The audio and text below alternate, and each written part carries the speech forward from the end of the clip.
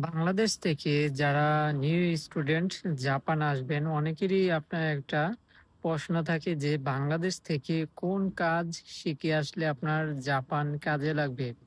আজকে আমি সেই বিষয় নিয়ে আপনাদের সাথে আলোচনা করব যে বাংলাদেশ থেকে আপনি কি কাজ শিখে আসলে আপনার জাপান এসে আপনার সুবিধা হবে আরকি। ১ম এ যেটার কথা বলব সেটা হচ্ছে আপনার জাপানিজ ভাষা।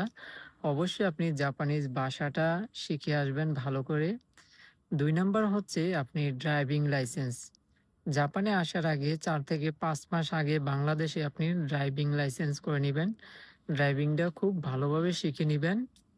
আর জাপানে আপনি যদি ড্রাইভিং লাইসেন্স করতে চান, এখানে আসার পর আপনার ৩ থেকে ৳২.৫ লক্ষ লাগবে জাপানিজ ইয়েন। ৩ নাম্বারে যেটা হচ্ছে আপনার কম্পিউটার, যদি বাংলাদেশ থেকে আপনি কম্পিউটারটা ভালো করে শিখেন, আসার পর যখন আপনি জাপানের নিহঙ্গো স্কুলে আসবেন, আসার পর আপনি জাপানিজ ভাষা শেখার পর যদি আপনি কম্পিউটার সেক্টরে বা আইটি সেক্টরে আপনি ঢুকতে চান, তখন কিন্তু আপনার কম্পিউটারটা যদি আপনার শিখা থাকে, তারপর আপনার এটা সহজে বুঝতে সহজ হবে আরকি। তো এইগুলা হচ্ছে আপনি জাপানে যদি বাংলাদেশ থেকে এগুলা শিখে আসেন, সেটা আপনার জন্য সবচেয়ে বেশি প্লাস পয়েন্ট হবে।